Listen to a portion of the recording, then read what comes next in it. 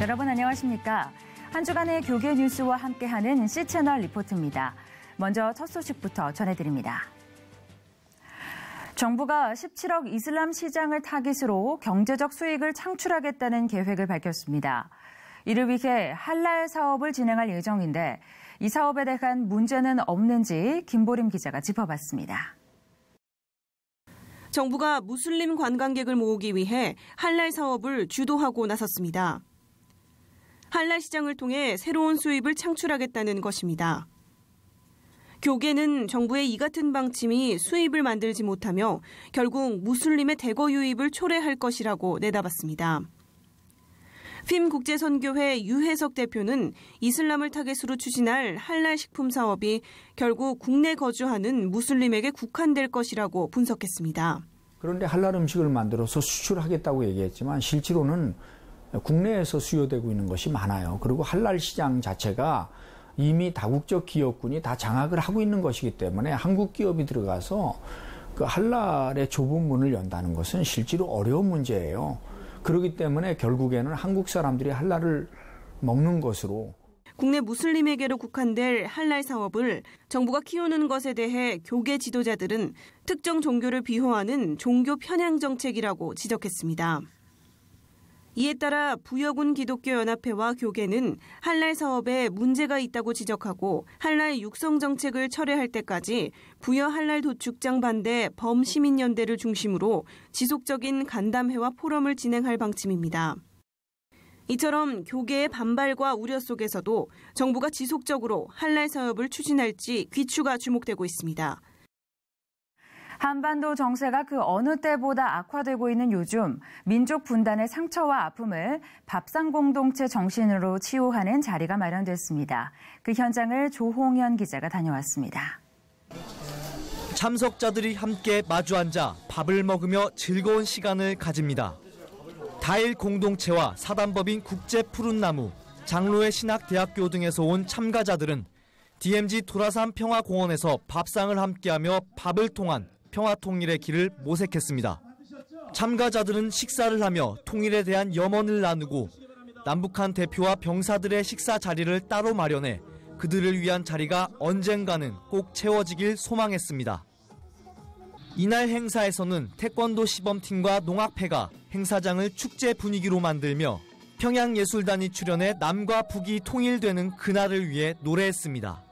밥 피스메이커 최일도 공동대표는 남북한 어느 가정이든지 가정의 행복은 밥상에서부터 시작된다며 분단된 조국의 평화 통일도 밥부터 함께 먹으며 화해하고 일치하는 길로 출발하고자 이렇게 다시 모였다고 선언했습니다. 진정한 대화와 소통을 위해 이제는 어머니가 차려주는 밥상에서 살신성인의 자세와 각오로 남과 북이 서로를 껴안는 화해의 몸짓을 밥상으로 실현하자는 것입니다. 올해로 3회를 맞는 밥 피스메이커 운동은 남북한의 민간 대화와 평화통일의 기반을 다지기 위해 북한에 쌀을 직접 전달하기로 했습니다. 밥 피스메이커는 이와 함께 북한에서 밥퍼 행사를 진행하는 계기를 만들고 밥상 공동체 회복을 통한 화해와 일치의 평화통일 운동에 기여하겠다고 밝혔습니다. 이제 200여일 후면 세계인의 축제인 동계올림픽이 대한민국 평창과 강릉 일대에서 열리게 됩니다. 복음을 전파하는 선교올림픽으로 치르기 위해 교계 전반의 참여가 절실합니다. 김효정 기자입니다. 내년 2월 9일부터 17일간 평창과 강릉, 정선 일대에서 하나된 열정이라는 주제로 펼쳐질 2018 평창 동계올림픽. 국내외 200만 명의 방문객이 강원도 일대를 찾을 것으로 예상되고 있습니다. 사상 초유의 대통령 탄핵과 갑작스러운 정권 교체 등으로 관심과 지원이 저조한 가운데 맞는 스포츠 축제지만 강원도 기독교 총연합회와 강릉시 기독교 연합회는 특별위원회를 조직해 선교회장으로 만들기 위한 만전을 기하고 있습니다. 올림픽 유치와 성공 개최를 위해 17년 동안 이어온 횃불 기도회의 명맥을 잇기 위해 개최 100일을 앞둔 9월 대관령 연합기도회를 필두로 매달 강원도 일대를 돌며 심야 기도회와 수요 조찬 기도회 등을 지속적으로 열기로 했습니다. 상당수 교인들의 집은 선수단과 취재진의 숙소로 사용될 예정인데 방문객들을 정성껏 섬기고 이 기간을 복음 전파의 기회로 활용한다는 계획입니다. 복음을 담은 메시지와 따뜻한 차를 담은 보온병 10만 개를 준비하고 각국 언어로 된 성경과 전도지도 준비합니다. 선교할 수 있는 선교올림픽이 되어지고 영적 올림픽이 되어져서 아직까지도 한국 땅에 하나님이 살아 역사하시고 일하고 계시는 것을 이곳에 오는 모든 사람들에게 증거할 수 있는 그러한 뜻깊은 올림픽이 되어지기를 위해서 기도하고 준비하고 있습니다. 1988년 서울올림픽 이후 30년 만에 대한민국에서 다시 열리는 전 세계인의 축제. 유치라는 목표를 위해 정부와 지자체, 한국교회와 온 국민이 하나 됐던 감동을 되새기며 찾아온 이들에게 복음을 전하는 선교 올림픽으로 치러낼 수 있도록 또 한 번 역량을 모아야 할 때입니다. 동성애 동성혼 개헌 반대 움직임에 청년들도 가세했습니다. 대학생들이 동성애 동성혼 합법화는 미래의 가정을 세워나갈 청년 세대들에게 용납될 수 없는 일이라고 규탄하며 국회 앞에서 릴레이 1인 시위를 벌이기 시작했습니다. 조홍현 기자가 보도합니다. 무더운 한여름 날씨, 대학생 윤사라 씨는 국회의사당 앞에서 상식이 통하는 사회에서 살고 싶다며 호소했습니다. 윤 씨는 양성평등을 성평등으로 바꾸려는 헌법 개정안에 대해 생각한 우려를 표명했습니다. 최근에 이 헌법 개정안에 이 양성평등을 성평등으로 이제 바꾸려는 그런 국회의원들의 그런 움직임을 저희들이 알고 대학 청년들이 이제 모여서 이것을 막자 해서 1인 시위를 릴레이로 해야겠다라고 생각이 들어서 오늘 아침부터 저희가 청년들이 릴레이 시위를 계속 진행하고 있습니다.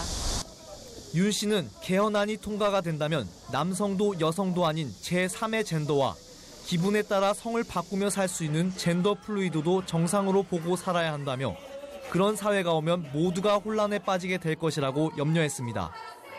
오늘 내가 기분이 좋으면 나는 여자일 거고 내일 기분이 나쁘면 난 남자일 거야. 이러한 자기의 그러한 기분에 따라 이 성을 선택할 수 있는 그러한 문제들이 생깁니다. 그렇다면 어린아이들 같은 경우 특히 청소년 이런 아이들은 자기 그 정체성에 대해 혼란을 느끼게 되고 더욱더 이 사회가 혼란 속으로 들어가지 않을까 염려가 됩니다.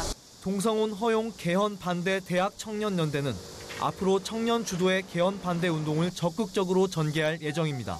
우선 저희가 1인 시위로 이제 계속 대학 청년들이 릴레이로 시위를 할 예정이고요. 이런 포럼식과 이제 기자회견을 계속해서 진행이 될 것이라고 예상이 됩니다. 대학 청년연대는 향후 국회의원들의 동성애 관련 정책, 의정 활동 등을 면밀히 모니터링하고 소속 지역 유권자들에게 알려나갈 것이라고 밝혔습니다. 한여름 답답하고 짜증나는 출근길에 산타클로스가 나타났습니다. 산타로 변신한 은퇴 목회자들의 선물과 복음의 메시지는 출근길 활력을 더했습니다. 원로 목회자들이 선사한 8월의 크리스마스 현장에 김보림 기자가 다녀왔습니다. 푹푹 찌는 8월의 어느 출근길. 여기저기 산타클로스가 보입니다. 두 손 가득 선물을 들고 복음과 사랑을 전하는 이들은 은퇴한 원로 목회자입니다. 120여 명의 산타 목사들이 전하는 예수 그리스도의 사랑은 반복되는 일상으로 지친 출근자에게 큰 감동과 활력을 선사합니다. 뭔지는 몰라도 감사하게 잘 쓰겠습니다. 아침에 나가기 되게 힘들었는데 나가는 길에 선물 받으니까 하루 시작 되게 기분 좋게 할 수 있을 것 같습니다. 사랑의 원로 목회자 산타는 지난 2015년 한국기독교 원로 목회자 재단 소속 원로 목회자들이 산타 복장으로 어려운 원로 목회자를 도우며 시작됐습니다. 원로 목회자들은 사랑이 필요한 곳이라면 계절과 상관없이 예수 그리스도의 사랑을 전하며 이 행사를 이어왔습니다. 지나가시는 분들이나 이런 분들한테 선물을 나눠주시고 그 안에 다시 새로운 시작이라는 카드가 들어있어요. 그래서 힘들지만 여러분들 다시 시작하십시오라는 그러한 메시지를 담아서 희망의 메시지를 담아서 오늘 이 행사를 지금 진행하고 있습니다. 사역지에서 정년의 나이로 은퇴한 원로 목회자들은 사랑 나눔 운동을 통해 복음을 전하고자 하는 그 마음만큼은 은퇴하지 않았음을 다시 한번 증명했습니다. 이어서 그 밖의 교계 소식 전해드립니다. 대한예수교장로회 통합 군선교 후원회가 정기조찬 기도회를 열고 육군훈련소 새 예배당 건축과 군선교를 통한 복음화를 위해 합심해 기도했습니다. 말씀을 전한 신당중앙교회 정영태 목사는 주님의 은혜로 이미 받은 품삯을 감사하며 그것을 경험하고 누리는 군선교가 되길 바란다고 권면했습니다. 예장통합 군선교 후원회는 오늘 21일 4천여 명을 대상으로 하는 연무대 진중세례식 준비 모임과 다음 달 11일 제154회 조찬기도회 개최 계획을 밝혔습니다.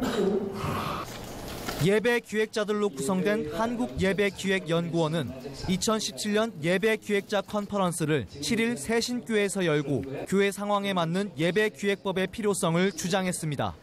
컨퍼런스에서 전 다리 놓는 사람들 대표 박정관 목사는 교회는 예수 그리스도를 주로 고백한다는 한 가지 공통점 외에 모든 시대와 지역적인 문화적 다양성이 허용되는 공동체라며 교회가 예배의 문화적인 차원을 생각해 이 세상의 움직임을 민첩하게 파악하면서 세상의 필요에 대한 하나님의 응답에 늘 깨어 있어야 한다고 밝혔습니다. 기독교대한감리회가 지난 8일 투쟁사업장 공동투쟁위원회 비정규직 노동자들에게 기도와 격려금을 전달하고 그들을 위로했습니다. 기감 전명구 감독회장은 교회는 마땅히 비정규직 노동자들의 어려움을 함께 기도해야 한다며 포럼을 열어 비정규직의 아픔과 고통을 해결할 수 있는 방법을 모색하겠다고 말했습니다. 기독교학교 연구소가 주관하는 교육과정 아카데미가 기독교학교 신임 교사들을 대상으로 개최됐습니다. 기독교학교 교육의 기초라는 주제로 열린 이번 아카데미에서 이정미 교수는 사람마다 신념과 생각, 사고방식들이 다른 것은 성경 말씀을 삶의 중심에 두고 있지 않고 우리의 부패한 본성을 중심으로 살아가고 있기 때문이라며 학생들이 성경을 통해 하나님의 창조 세계를 이해하고 기독교 세계관을 가질 수 있도록 가르쳐야 한다고 밝혔습니다. 그 이념대로 사실은 한국 YWCA 연합회와 한국시티은행이 배우고 체험하는 청소년 금융교육을 위한 금융생활체험교실 퍼핀을 열고 상설 운영을 시작했습니다. 퍼핀 금융교실은 청소년들이 금융지식 관련 애니메이션 영상을 사전에 시청해 개념을 스스로 학습하고 수업에 참여하는 방식으로 구성됐습니다. 전 세계 750만 명의 한인 디아스포라들을 섬기고 있는 기독교 선교 횃불재단이 독일 프랑크푸르트에서 횃불 한민족 디아스포라 세계 선교 대회를 개최합니다. 오는 15일부터 17일까지 열리는 이번 대회는 한국교회와 통일 대한민국을 위해 기도하는 특별 기도 순서도 마련될 예정입니다. 한국기독교총연합회 신임대표 회장 후보로 성령교회 엄기호 목사와 홀리시즈교회 서대천 목사, 세광중앙교회 김노아 목사가 등록했습니다. 김노아 목사는 현재 예장합동 이단사이비 대책위원회에서 이단성 조사를 벌이고 있어 논란이 되고 있습니다. 부산기독교총연합회와 부산성시화운동본부 등 지역교계가 9월에 열릴 부산 퀴어축제대회, 시민들의 정서에 역행하는 퀴어축제 저지에 적극 나서겠다고 밝혔습니다. 부기총과 성시화는 퀴어축제에 대응하기 위해서 오는 11일 모임을 갖고 대책을 마련하기로 했습니다.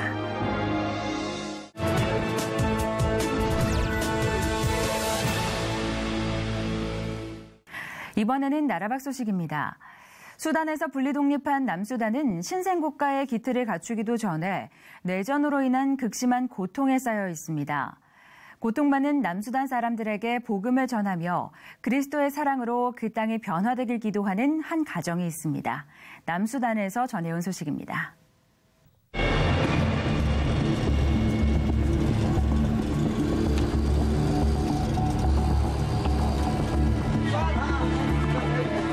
William Levy was 18 years old when radical Muslim soldiers confronted him about his faith. I was asked to relinquish my Christianity and become a Muslim, take guns and fight and come and ravage villages like this. I say, no way. Muhammad did not die for me, Jesus did. He was thrown in prison and tortured, yet never lost hope. Because I knew God was with me. Just as refugees flee the Middle East today, Levy too left his homeland in 1985, finding asylum and a new life in America. But his escape from the clutches of jihad was only the beginning of an odyssey that eventually brought him, his American wife and children back to his war-torn nation. The Levy's home away from home is a parcel of land in a remote village of South Sudan. Why do you come here? I come here to help my parents. Okay. And why do your parents come here? Because they come here to help people that are sick. In between homeschooling and raising their children, the Levys run Operation Nehemiah, a Christian organization helping South Sudan rebuild from the ashes of war. We believe that Christ is worthy of the worship of South Sudan. One of the first things they did when they moved here was to start a church. Mind you, there wasn't a soul in at least a 5-10 mile radius. In fact, this entire area was literally the bush. But all these years later, more than 10,000 folks have moved into the community, many of them hearing the gospel for the very first time. Levy's eldest brother pastors the church. Before the congregation was established, there was a lot of hatred and fighting between ethnic tribes. People didn't know about God or the importance of forgiving one another. Operation Nehemiah also runs a brick-making factory, agricultural development initiatives, and other numerous projects, all in an effort to rebuild the local economy and empower war-weary residents. And as the Bible says, if you don't work, you can eat. So people are beginning to create sustainable living for themselves. Levy's goal, rebuild South Sudan, one family and one village at a time. But he needed fellow countrymen who escaped the war like he did many years ago to come back and help. Timothy and his family were among the scores who responded. After years of living in exile, he returned. He leads a team of 20 men who build homes in the village. But more than work, he wants these men to have a personal encounter with Christ. The freedom the people of the Republic of South Sudan have, it is a worldly freedom. And the freedom right now we need is a spiritual freedom, the freedom that comes from Christ. Operation Nehemiah provides clean water to tens of thousands of villagers. They also run a medical clinic. And in 2003, they started the first ever radio station in the area, reaching listeners with Christian music and messages of reconciliation.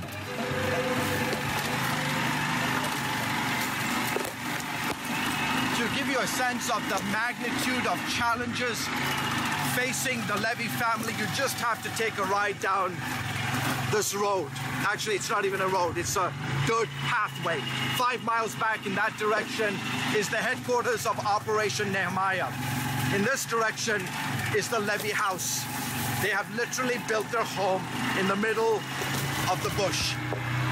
And getting there involves a bone-jarring ride to a small house at the foot of a mountain range.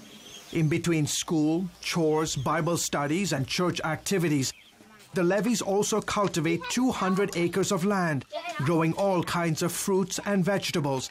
They view the farm as a prototype that will provide families a long-term solution to the country's food insecurities. For 30 years, our people stay in refugee camps, and they depend on hands-out from the UN.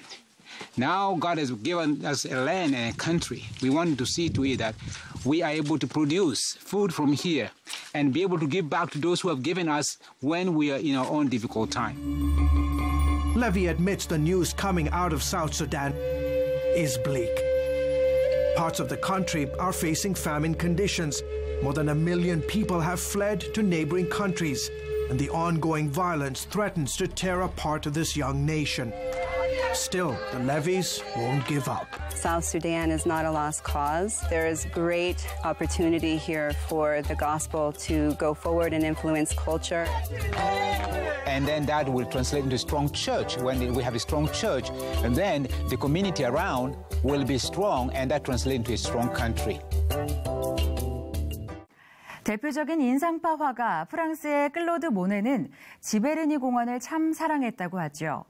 그가 43년 동안 지베르니 지역에 살면서 그린 수많은 작품들을 한눈에 볼 수 있는 자리가 마련됐습니다.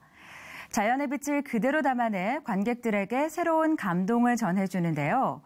지베르니 속 모네의 삶과 작품을 느껴볼 수 있는 모네의 빛을 그리다 전, 지금부터 제가 소개해드리겠습니다.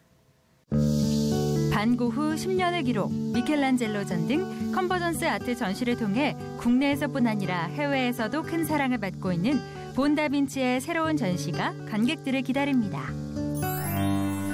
모네 빛을 그리다 두 번째 이야기는 지난 2015년 총 30만 명의 관람객을 동원하며 큰 사랑을 받았던 모네 빛을 그리다 전의 업그레이드 버전으로 모네의 정원, 지베르니를 주제로 그 안에서 아름답게 피어났던 꽃들을 주요 테마로 하고 있습니다. 모네가 우울증을 앓았던 시기가 있었어요.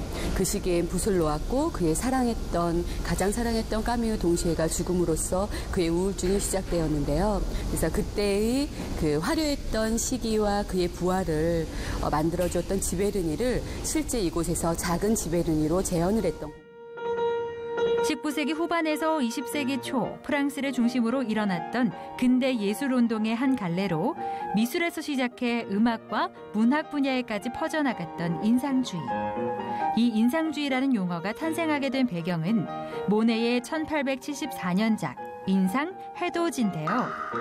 인상주의를 대표하는 화가이자 오늘날 가장 사랑을 받는 화가 중 한 사람인 모네의 작품들이 마치 직접 그림 속으로 들어간 듯 살아 움직이는 컨버전스 아트로 재탄생한 겁니다. 총 8개 섹션으로 나뉘어 있는 이번 전시에서는 클로드 모네의 그림이 시작된 시기부터 모네의 연인이었던 까미유, 인상주의와 함께 맞이한 화가로서의 절정기, 모네의 걸작 중에 걸작으로 손꼽히는 수련 시리즈와 지베르니 연못, 루앙 대성당 등 총 400여 점의 작품들을 마치 영화를 감상하듯 만날 수 있습니다. 이 미디어 아트는 모든 누구나 어린아이부터 어른들까지 편하게 친숙하게 볼 수 있다는 것이 가장 큰 장점이었기 때문에 이곳에 오시면 너무나 많았던 모네의 그 다양한 작품들을 다양한 방법으로 보실 수 있다는 것이 가장 큰 이점이 됩니다. 전시장 전체를 채우는 감미로운 음악에 귀를 기울이며 산책을 하듯 때로는 멈춰서서 때로는 앉아서 작품들을 감상하다 보면 곳곳에 마련된 포토존을 만날 수 있는데요. 사진 촬영이 금지된 일반 전시장과는 달리 자유롭게 촬영을 하며 가족끼리, 연인끼리, 친구끼리 즐거운 시간을 보낼 수 있는 것은 물론이고요. 시간별로 도슨트 프로그램과 오디오 가이드도 마련돼 있어 전시 관람에 도움을 주고 있습니다. 그 모네 할아버지가 이렇게 연못을 멋지게 그림으로 그렸다고 해요. 근데 연못에 보니까 저기 동그랗게 붉은 게 뭐일 것 같아요? 저쪽에 물고기 잡는 거요. 저쪽에 물고기 잡는 거랑 저기 모네의 저거 정원이 재밌어요. 한국인이 사랑하고 또 너무나도 익숙한 화가이지만 국내에 직접 소개된 모네의 작품은 10점 남짓에 불과한데요. 이번 전시가 큰 사랑을 받는 것은 그림을 가둔 사각 프레임을 벗어버리고 모네의 명작에 디지털 테크놀로지를 입혀 그 한계에 도전했기 때문일 겁니다. 누구보다 먼저 빛을 발견하고 만지고 그려내면서도 빛이 있으면 또 어두운 그림자가 있다는 것을 알았던 화가 클로드 모네. 그 인생과 작품에 담긴 깊은 의미를 이번 전시에서 산책하듯 한번 감상해 보시죠. 오는 10월 29일까지 능동 어린이회관 기획 전시실에서 계속됩니다. 출퇴근길 지하철 혼잡으로 불편함을 겪고 있는 분들이 꽤 많으실 텐데요. 코레일에서 수도권 전철을 대상으로 전철 승객의 탑승 상황을 알려주는 안내 시스템을 설치한다고 밝혔습니다. 혼잡한 칸도 줄이고 안전사고 예방에도 효과를 얻을 수 있길 기대해봅니다. 오늘 순서는 여기까지입니다. 저는 다음 시간에 인사드리겠습니다. 시청해주신 여러분 고맙습니다.